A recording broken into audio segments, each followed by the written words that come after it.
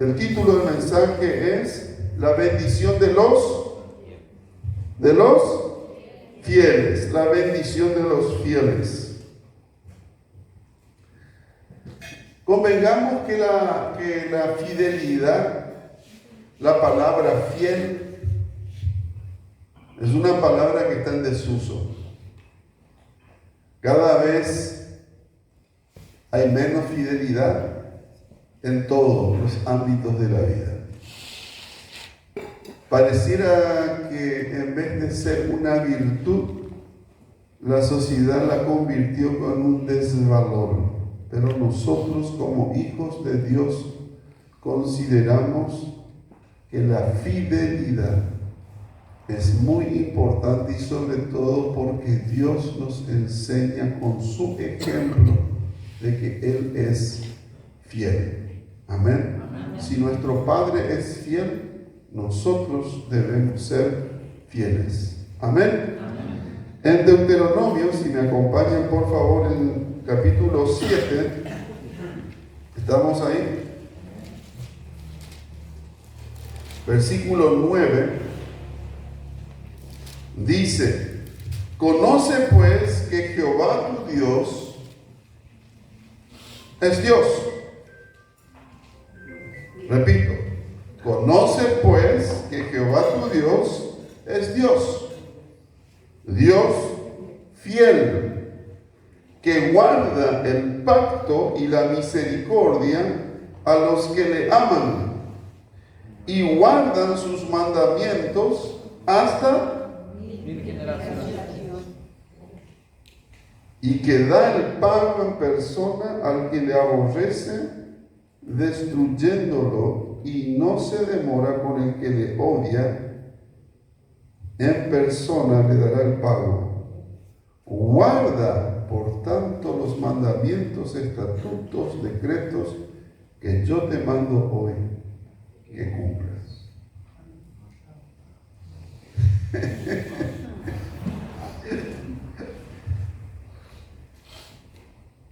3 o 4 a mí no me hace mucho. Voy a repetir. A ver. Y si está de acuerdo, quiero escuchar también. Conoce pues que Jehová tu Dios es Dios, Dios fiel, que guarda el pacto y la misericordia a los que le aman y guardan sus mandamientos hasta 1000 generaciones, y que da el pago en persona al que le aborrece, destruyéndolo, y no se demora con el que le odia, en persona le dará el pago. Guarda por tanto los mandamientos, estatutos y decretos que yo te mando hoy que cumplas. Amén. Amén. Amén. O sea que Dios es fiel, Dios va a estar siempre con nosotros, pero espera reciprocidad de nosotros con Él. ¿Y cómo manifestamos esa reciprocidad? Viviendo, cumpliendo. La palabra que utiliza el hebreo es guardando los mandamientos, los estatutos, los decretos que Dios nos dice en su palabra. Dios es fiel, la palabra de Dios es fiel. Ahí el apóstol Pablo, cuando le escribe a Timoteo, le dice en tres ocasiones: palabra fiel es esta, palabra fiel es esta, palabra fiel es esta. Es decir, que si yo confío en que mi Dios es un Dios fiel, también sé que la palabra de Dios es fiel. Acá no hay mentira, acá no hay falsas promesas, acá no hay contradicciones. Acá está la palabra de Dios que es fiel. Amén. Entonces, entendamos de que Dios es fiel y que su palabra es fiel y que Él espera de nosotros fidelidad. Amén.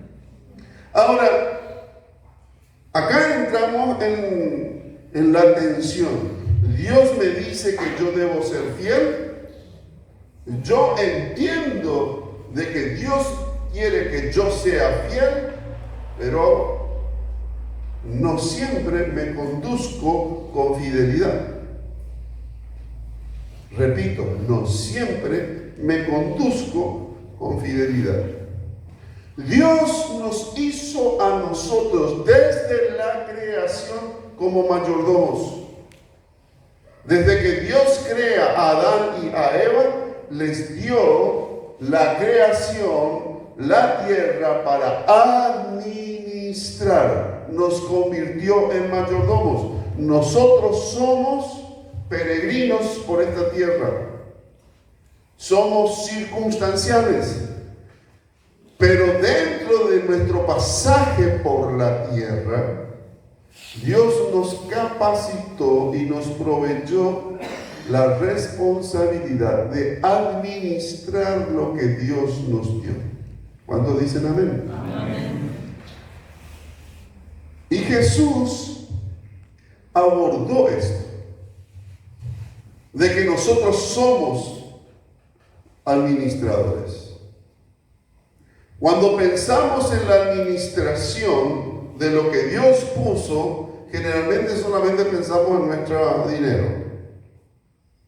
Pero la administración es mucho más que administrar el dinero. Si bien una de las cosas que más nos cuesta administrar adecuadamente son los recursos, Dios nos dio talentos, nos dio tiempo, nos dio habilidades, nos dio destreza, nos dio una familia, nos dio un trabajo, nos dio una profesión, nos dio un oficio, nos dio amistades, nos dio relaciones, nos dio padre, nos dio hijo.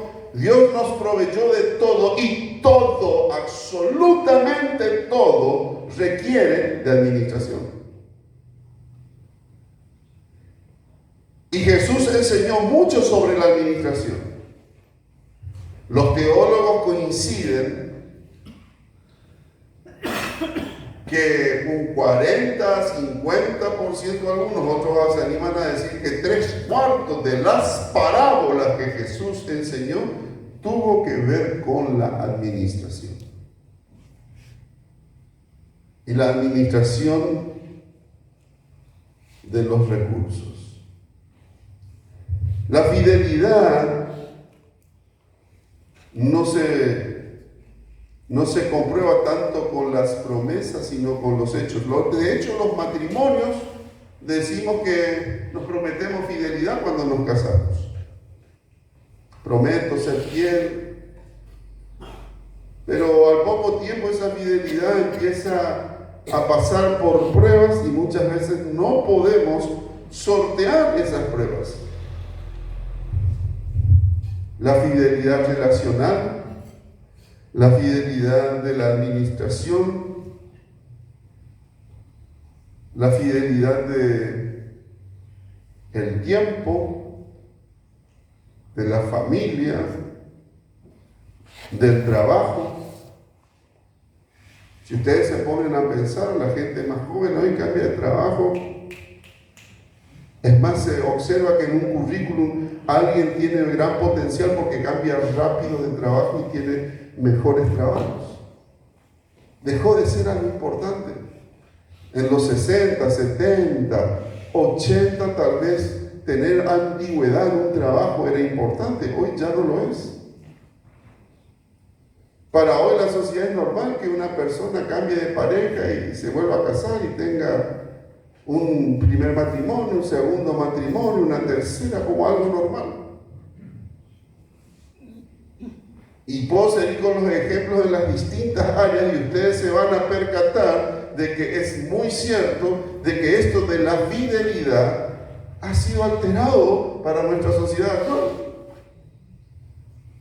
Porque la gente muchas veces pierde su identidad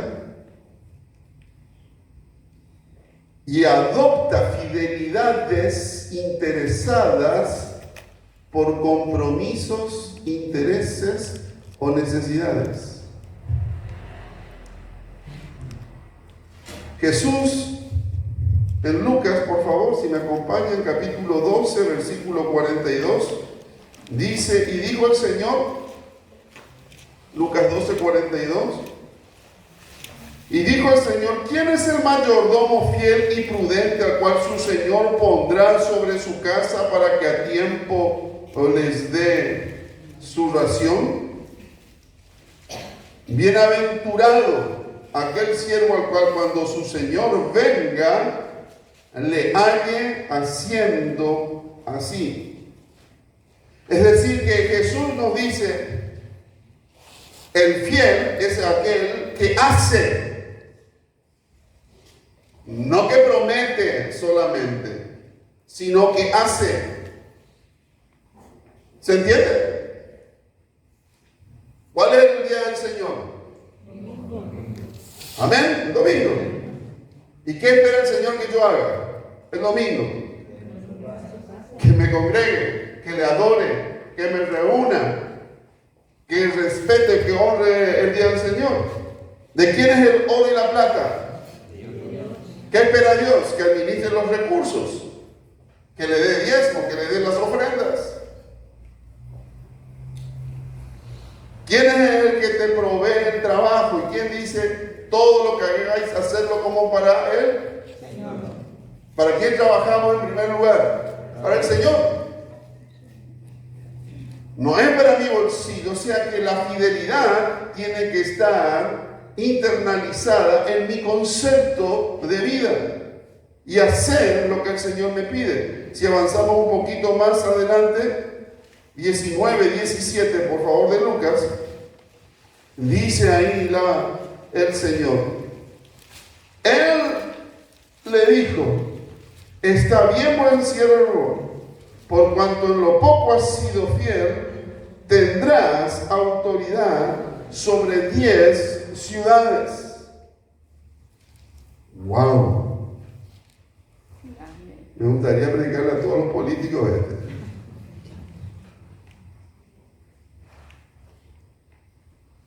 Si fuiste fiel en lo poco, bien, buen siervo fiel, sobre poco has sido fiel, sobre mucho te pondré, entra en el gozo de él. Ahí Jesús en el Evangelio de Mateo dice 2 veces esta cita que acabo de mencionar, que la repite del Antiguo Testamento. Nosotros necesitamos aprender a ser fieles. Mira, prestamos un poquito de atención acá. La infidelidad no es que se da solamente en un área de tu vida. La infidelidad se repite en todas las áreas de tu vida. Porque el que es infiel en esto lo va a hacer también en aquello. Porque tenés la infidelidad como un problema espiritual no resuelto. Y Jesús lo sabía. El que es infiel en sus relaciones conyugales, es infiel en la administración del dinero, es infiel en sus valores éticos, es infiel en su trabajo, es infiel con sus hijos, es infiel con todo porque no tiene entrega ni servicio con su pensamiento, con sus principios ni con su Dios.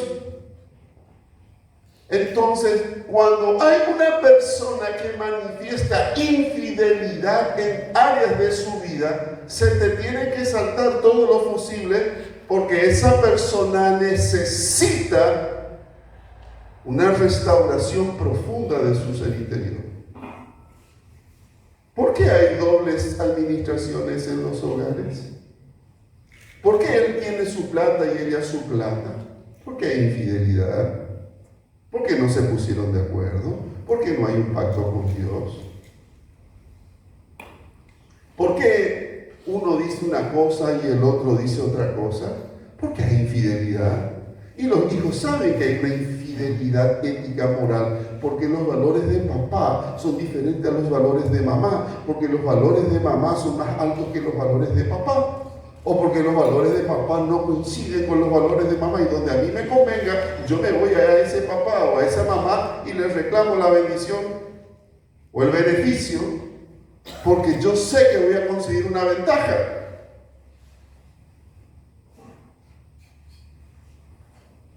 La infidelidad de el sí fácil. Ella me dice que no, él me dice que sí, le pido y le hablo a alguien, total, con ese yo consigo. Y puedo seguir, y se van a dar cuenta con hechos concretos que esa infidelidad tiene que ver con la confianza, con la fe. ¿Hay confianza? Hay fidelidad, no de la boca para afuera, sino con los hechos, con las acciones. Hay fidelidad, hay compromiso, hay acciones que acompañan lo que yo digo ser. Lucas capítulo 16, por favor, versículos 1, vamos a estar viendo hasta el versículo 10. Parábola del mayordomo infiel. Dijo también a sus discípulos: había un hombre rico que tenía un mayordomo, y este fue acusado ante él como disipador de sus bienes. ¿Ustedes saben lo que hace un disipador? Un disipador es el que malgasta. Es la misma palabra en el original que se utiliza respecto al hijo pródigo que fue y disipó todo lo que había heredado de su padre. Nosotros recibimos de parte de Dios la bendición de Dios. Dios te dio salud, Dios te dio vida, Dios te dio talento, Dios te dio dones, Dios te dio una familia, Dios te dio un trabajo, Dios te dio una profesión, Dios te dio un oficio, Dios te dio un presente, Dios te da un porvenir. ¿Y qué hacemos nosotros con eso que Dios puso en nuestras manos? ¿Soy o no soy responsable? ¿Administro a la manera de Dios o administro egoístamente conforme a mis deseos y placeres para satisfacer mi ego? ¿Cómo administro lo que Dios puso? ¿Cuál es mi actitud a la hora de tomar decisiones respecto a la responsabilidad que Dios me dio, sea como esposo, sea como padre, sea como hijo, sea como hermano, sea como trabajador, sea como jefe? En el rol que Dios te puso, sos responsable. Amén. Porque tenés que administrar. Existe la carrera de administración. Acá tenemos licenciados en administración, de hecho.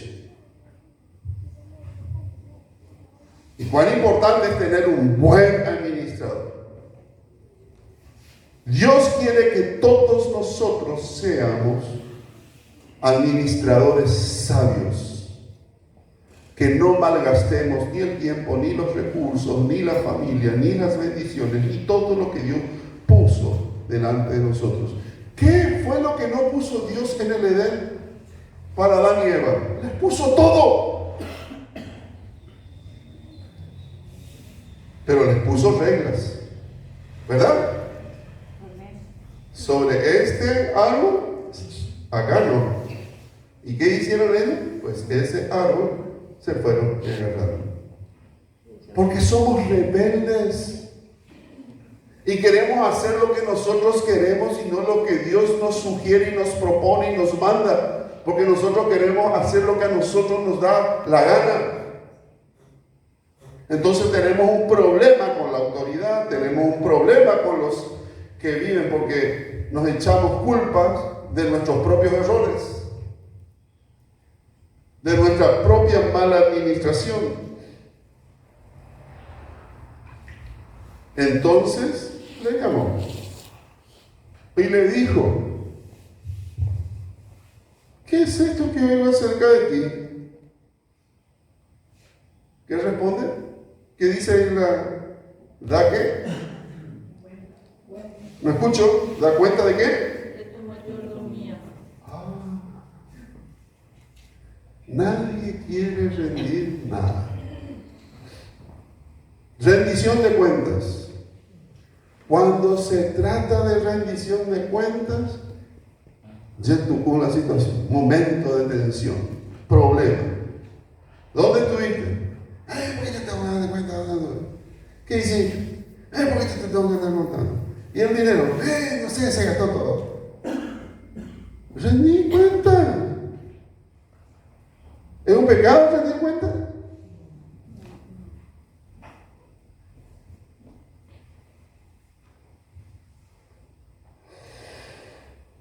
¿Qué es esto que digo acerca de ti? Da cuenta de tu mayordomía porque ya no podrás más ser mayordomo. Cuando nosotros disipamos, malgastamos, no hacemos lo que se espera que hagamos, ¿qué hace el dueño? Nos quita. Nos quita. ¿Qué se espera de vos? En el rol que te toque, como mamá, como papá, como hijo, como hija, como hermano, como siervo, como líder. ¿Qué espera Dios de nosotros? ¿Y qué pasa cuando no hacemos lo que Dios espera que hagamos?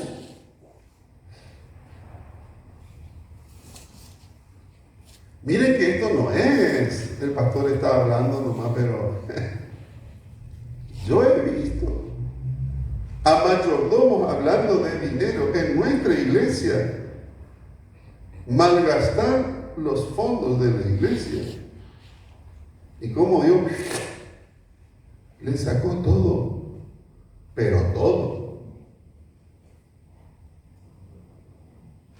Yo he visto gente que subió económicamente así, y también viste cómo se fue así. Porque no hicieron las cosas a la manera de Dios. Cuidado, porque a veces nos volvemos soberbios, nos vanagloriamos, nos deslumbramos con las ofertas del mundo y después viene Dios y con la aspiradora y te succiona todito, no te queda nada. Y de ahí te pones a quejar, a plaguear, a llorar. ¿Y qué hiciste con todo lo que te di? ¿Se acuerdan la parábola de los talentos? ¿Se acuerdan, verdad? Amén.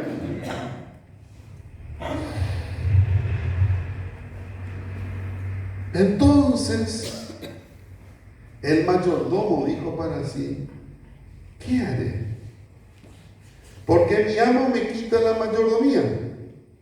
¿Atenderme? ¿Cavar? No puedo. Mendigar me da vergüenza. ¿Alguna vez perdiste todo? Yo perdí una vez todo. Me quedé literalmente en la calle. Yo te puedo contar lo que es.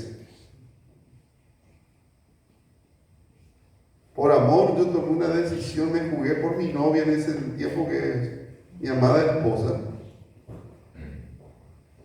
En mi casa me desheredaron. Si querés seguir con la paraguayita, tenés que irte. Así que me tuve que ir. Me quedé en la calle, sin trabajo, sin casa, a la misericordia de un hermano anciano de la iglesia que me acobijó en su casa.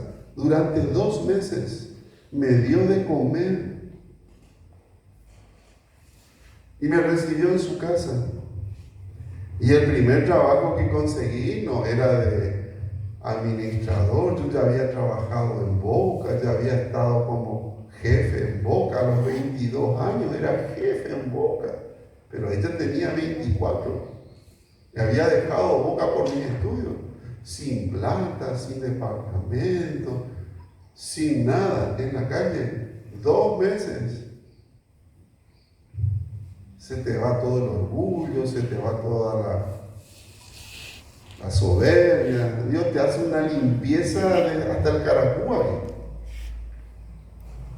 No tenés ni para el colectivo, tenés que caminar.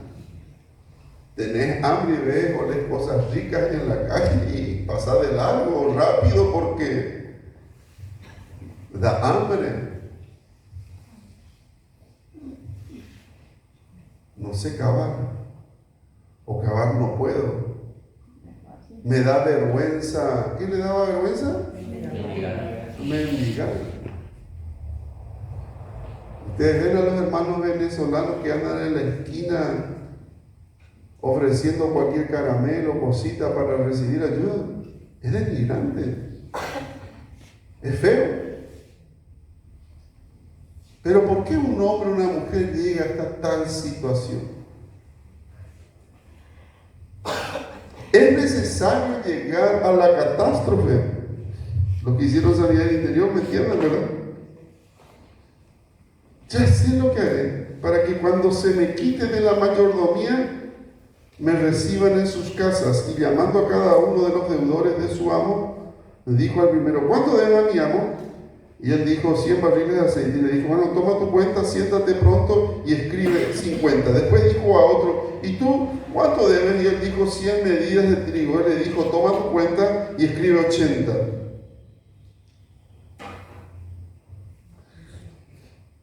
El aceite de oliva más o menos representa 150 árboles de oliva, ¿verdad? De que dan casi 4.000 litros de aceite. En el tema del trigo, da más o menos lo que sería 3 años y medio de sueldo.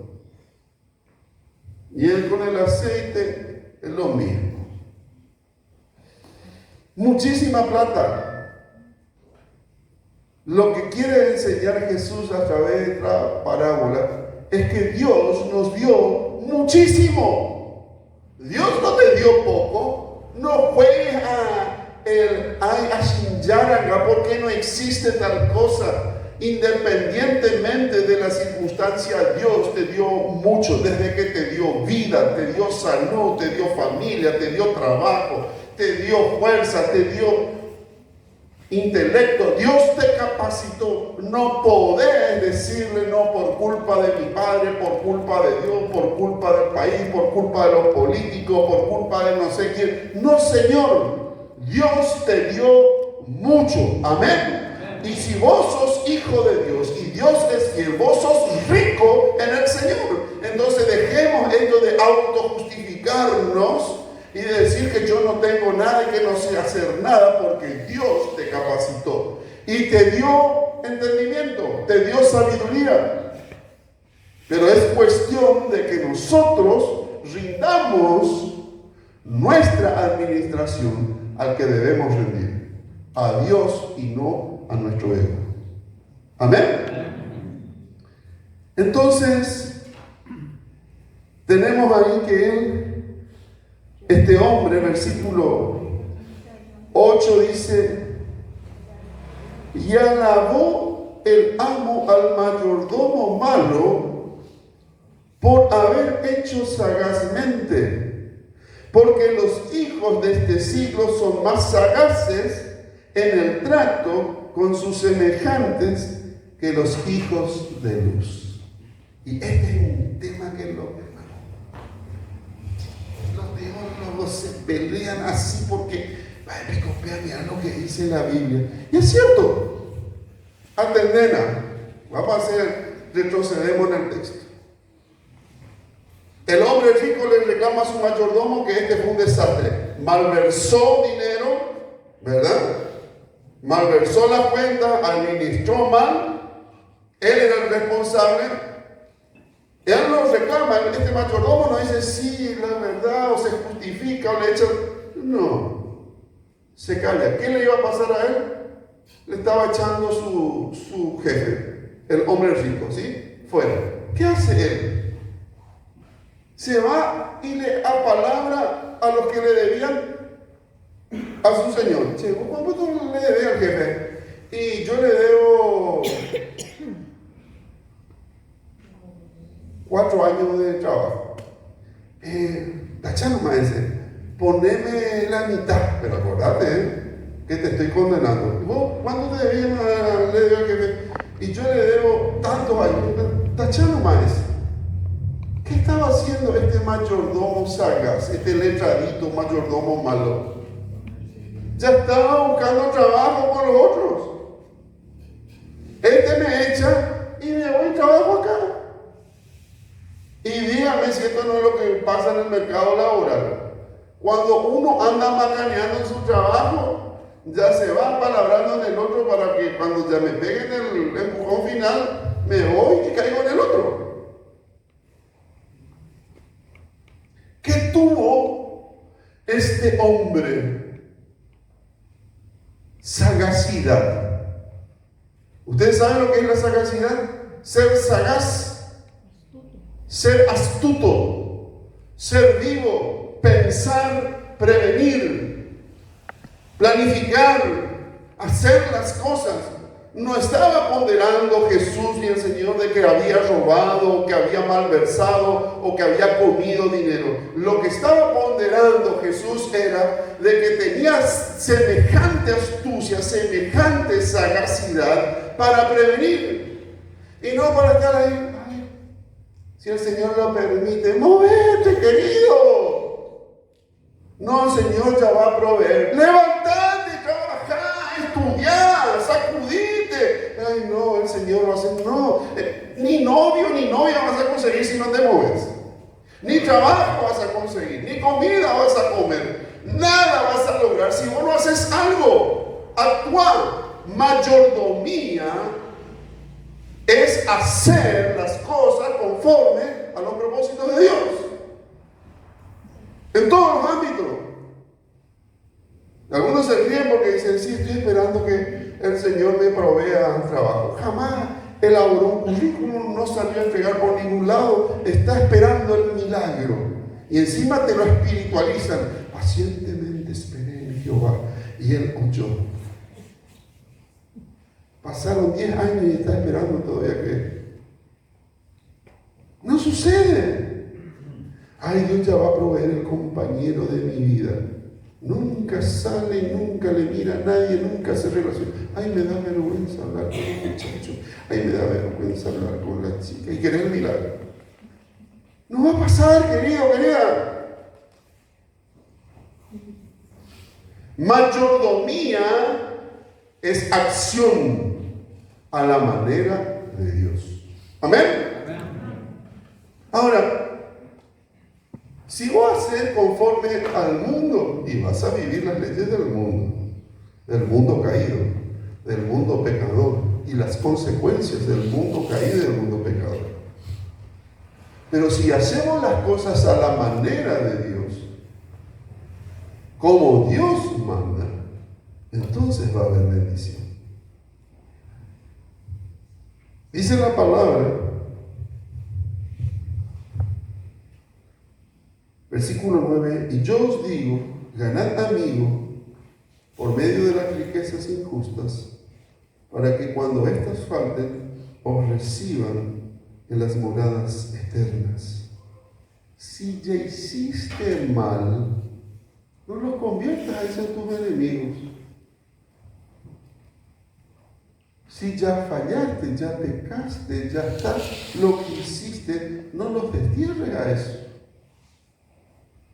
Ahora en este nuevo estatus tenés que empezar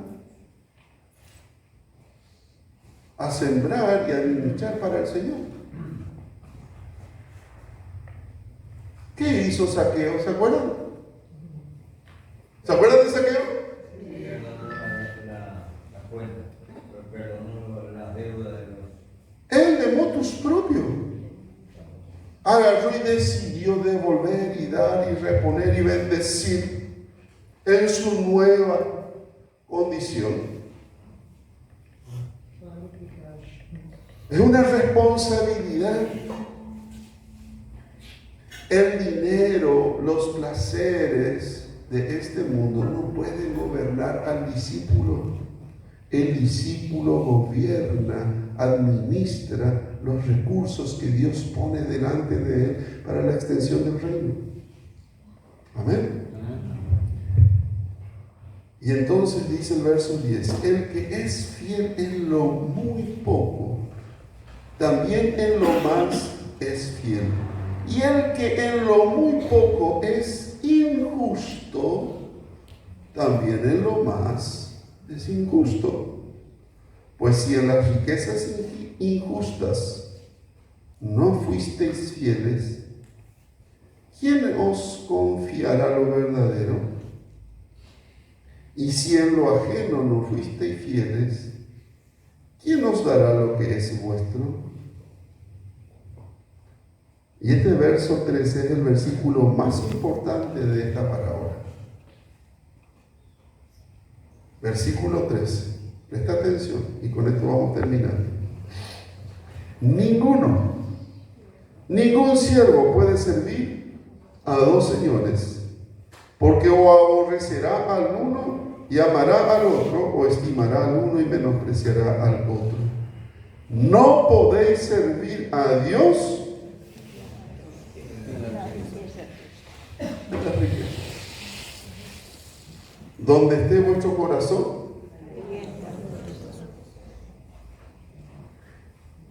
¿qué tipo de administrador decido ser? ¿El que anda en dos mundos? No. ¿El que anda en el mundo del Señor? ¿Cómo administro mi tiempo? ¿Cómo administro mis recursos? ¿Cómo administro mi familia? ¿Cómo administro mi profesión? ¿Cómo administro mi trabajo? ¿Cómo administro mis valores? ¿Cómo administro mi presente y mi futuro? ¿Cómo me conduzco como administrador? ¿En todo Jesús es el Señor? ¿O yo le doy algunas cositas a Jesús y lo otro me lo quedo yo y me lo guardo yo? No se puede servir a dos señores. Hay un dicho en México, yo no lo sabía, leyendo ahora descubrí. El dicho mexicano dice que el hombre que tiene dos patrones es libre. Y dice que este dicho mexicano se dice porque cuando recibís órdenes de dos personas distintas, vos le podéis culpar a uno al otro y vos te lavas la mano y vos no tenés problema, no es tu culpa, es de los patrones. Entonces, cuando hay dos jefes, ¿verdad? Acá la palabra que utiliza las riquezas es la palabra mamón en el original, el mamón. Si yo le quiero servir a mamón y le quiero servir a Jehová, estoy en un problema. O le sirvo a Jehová o le sirvo a mamón, pero a mamón y a Jehová no le puedo servir. ¿A quién decido yo servir? ¿Y cuáles son las bendiciones que yo voy a recibir? El domingo que viene vamos a seguir con este tema, pero quiero que pienses que te lleve por adelantado que la Biblia habla de un Timoteo, de un Daniel, de un Moisés, que fueron hombres fieles y cómo ellos fueron bendecidos por Dios. ¡Qué bendición es saber de que Dios está contigo y que nada de lo que viviste va a afectar porque vos estás en las manos del Señor! Me gustaría que me acompañaran, por favor, para terminar. 1 Corintios 4:17.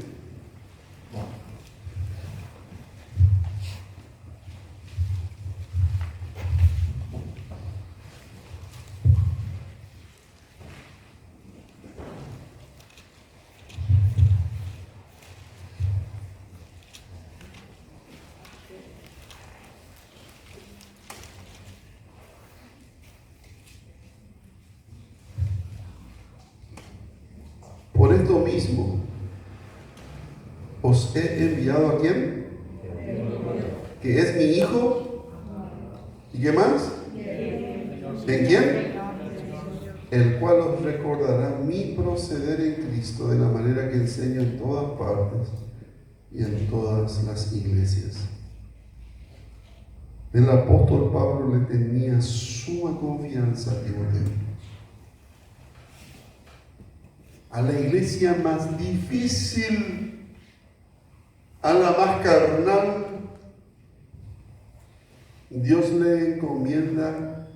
Pablo le encomienda a su discípulo, a su hijo más fiel. No se trata de cuánto sabes, no se trata de cuánta elocuencia tengas, no se trata de cuán hábil seas o cuán bueno seas. Se trata de cuán fiel, de cuán espiritual, de cuán santo, de cuán discípulo entregado seas para llevar adelante la obra de Dios. En ningún momento se habla de la elocuencia de Timoteo. En ningún momento se habla de se habla de su fidelidad. Ahí lo tenés a Moisés, ahí lo tenés a Daniel, que ya es otro medio de Daniel.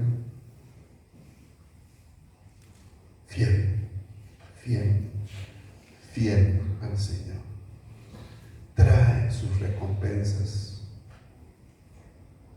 El testimonio de Timoteo es impresionante. Obispo de la iglesia de Éfeso, la iglesia cristiana más importante de aquel entonces, estaba ahí Timoteo. Su fidelidad a Dios, a la palabra, a la misión, a los evangelios, a Jesús. Las personas que trascienden en la historia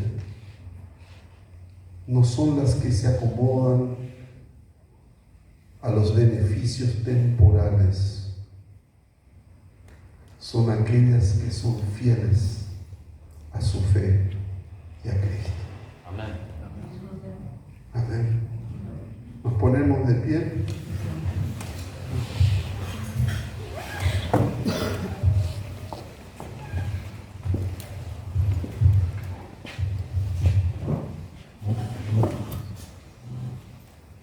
Para los que hacen discipulado, yo sé que los que están en discipulado, uno hoy, el texto es, no os ha sobrevenido. 1 Corintios, ¿cuánto?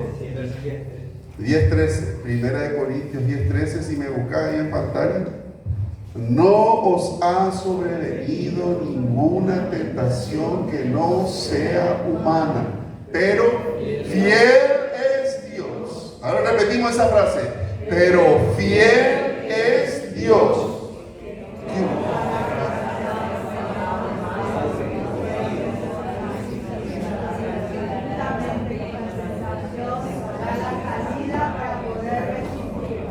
Amén, un aplauso.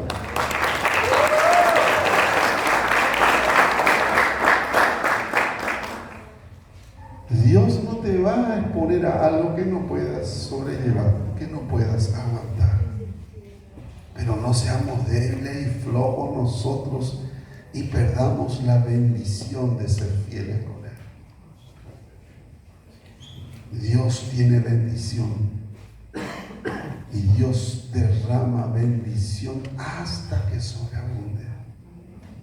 Amén. Amén. Padre bendito, en esta mañana te damos las gracias por tu fidelidad. Porque tú confiaste en nosotros al hacernos tu Hijo por medio de Jesucristo, quien murió y resucitó para darnos también victoria, para hacernos, Señor, vivir vida abundante. Señor, queremos ver tu poder, ver tu manifestación. Queremos vivir, Señor, viendo tu gloria, de gloria en gloria. Queremos ver, Señor, tu poder manifestándose en nuestros seres queridos, en nuestra familia, en nuestros amigos, en nuestros compañeros de trabajo. Que cada uno de ellos se encuentre en ti, al Salvador, la esperanza de este mundo. Señor, que ellos vean en nosotros fidelidad, lealtad a ti. Que nuestra fe, Señor, impacte la vida de nuestros seres amados. Ayúdanos, Señor, a tomar decisiones de fe, de fidelidad a ti en este tiempo. Que nadie ni nada, Señor, nos aleje de ti, nos aparte de ti. En el bendito nombre de Jesús, nuestro Salvador y Señor. Amén y amén.